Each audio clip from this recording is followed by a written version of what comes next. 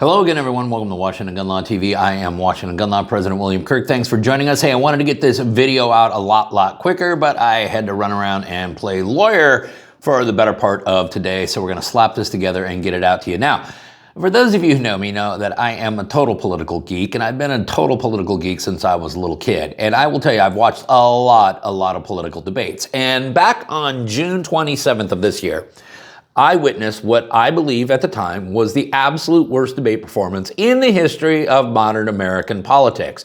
And I thought that I would never, ever see a performance so poor as that one. Well, that was until this. So I've become friends with school shooters. I've seen it. The NRA, I was an NRA guy for a long time. They used to teach gun safety.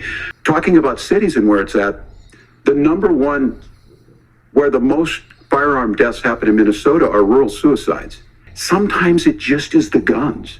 It's just the guns. And there are things that you can do about it. Now, we're not going to do a video where we break down everything that the governor from Minnesota said, but we are going to focus on a few statements because they are statements that tell us about our inalienable rights and where this particular potential administration is coming from.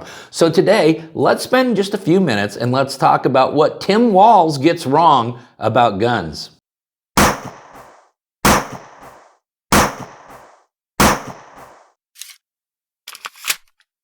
Why in the year 2024 should anybody even think about having self-defense protection? Because, 25 years ago, we would have never had this conversation. So what's different today? Bill, we really saw a need a number of years ago when the volatility and divisiveness of our country started to change drastically. And we, by the way, are gun people protecting gun people. Right. We come from a significant gun background. Right to bear. That's right. Legal protection for self-protection. Listen, good lawyers aren't cheap. Cheap lawyers aren't good. You're not truly prepared unless you have right to bear back you.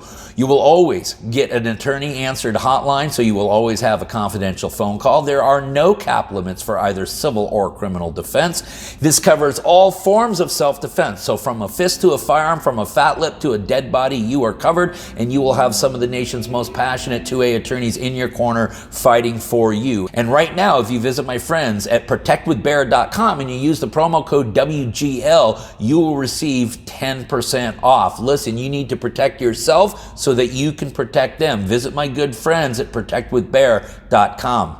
Okay, America, this is what we're talking about. We're talking about last night's vice presidential debate. Particularly, we're going to focus on some topics of discussion that came up as it relates to gun control, civilian disarmament, your inalienable Second Amendment rights. Now, I mentioned earlier that I didn't think that the governor from Minnesota had a particularly good night, and neither did anyone else, by the way. But I digress. But I want to focus first on this statement. So I've become friends with school shooters. I've seen it. So I've become friends with school shooters. I've seen it. Now, I don't know if the governor misspoke or not, but he certainly has had plenty of time to correct the record and has yet to do so. So one can assume that apparently he is friends with school shooters. An odd social circle to run in, to say the least. Now, I have been concerned for a couple of years now that the modern progressive movement has a massive anti-Semitic flair to it, and I really don't think there's any debating that. But to know that the modern progressive movement might also be pro-school shooters, well, that is deeply concerning. Now, a lot of you like to get into the label game. I see you kicking around the label rhinos all the time. And the other one you like to kick around is FUD. And yes, we all know what a FUD is. And I would say that if you looked up FUD in the dictionary, there very well may be a picture of Governor Tim Walz next to it. Because let us not forget that the governor said this. Look, the NRA, I was an NRA guy for a long time. They used to teach gun safety. I'm of an age where my shotgun was in my car so I could pheasant hunt after football practice. That's not where we live today. And several things I want to mention on this is... Okay, now listen, anytime they start talking about, I am a huge supporter of the Second Amendment, however, or I was a past member of the NRA, or other giveaways, I only carry a .45, I only carry a revolver, semi-automatics are unreliable. you're probably dealing with a FUD there. Now, I would also point out to the governor when he said that the NRA used to teach gun safety, the NRA actually still does teach gun safety. But then, of all the bizarre comments that the governor made last night, and there were many, perhaps nothing quite takes the cake like this one. Several things I want to mention on this is talking about cities and where it's at. The number one where the most firearm deaths happen in Minnesota are rural suicides. And we have an epidemic of children getting guns and shooting themselves. And so we have, and we should look at all of the issues. Making sure folks have health care and all that, but I want to be very careful. This idea of stigmatizing mental health, just because you have a mental health issue doesn't mean you're violent. And I think what we end up doing is we start looking for a scapegoat. Sometimes it just is the guns. It's just the guns. Okay, so let me get this straight, Governor. You're going to claim that the leading cause of gun fatalities in your state is rural suicides. But then in the same sentence, you're also going to say that we can't stigmatize people with mental health. And then you're going to say that sometimes it's just the guns. Okay, let's break this down. First of all, if in fact the largest cause of firearm deaths in your state is rural suicide, then someone needs to do a serious soul search and an autopsy on what's going on in your state as to what's leading people to kill themselves. Secondly, I agree that just because you have a mental health issue does not make you violent. However, there are very few mental health professionals that will tell you that people who are completely sane and suffering from no mental health issues whatsoever commit suicide.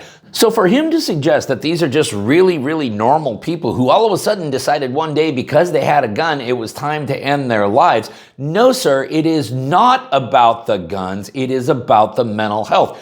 That's your own statement. You just came to your own illogical conclusion. Now, just to prove that guns don't go around shooting up places by themselves and that guns don't sit there and try to convince people to kill themselves, I want you to know, and this is rare that I do this, but during this entire video, Governor Walz, I had my everyday carry sitting right here with me. And here's the shocking thing. During the entire recording of this video, it has not once yet tried to shoot me, nor has it tried to convince me to kill myself. Listen, the governor did himself absolutely no favors last night. And does a vice presidential debate actually move the needle? Maybe, maybe not. If it does, it's not going to move it much. But for any of you who are wondering what a Harris-Walz administration might look to your inalienable rights, look no further than last night's debates, or you can check out this video right here to see everything that Vice President Harris has already said about how she is going to disarm you. Listen, if you got any other questions about this or anything else related to what's left of our Second Amendment rights, you guys should know how to get a hold of Washington gun law by now, but if you don't, that's okay. That information's down there in the description box. Maybe you got an idea for a video we should be doing around here. If you do, go ahead and click on that link right there. Let us know. It's probably better than any idea we'll come up with. If you want to subscribe to our monthly newsletter, the ability to do all of that is down there in the description box. And then finally, and most importantly, let's everyone remember that part of being a lawful and responsible gun owner, like we talk about all the time, is to know what the law is in every situation, how it applies to you in any instance that you may find yourself. Until next time, thanks for watching. And stay safe.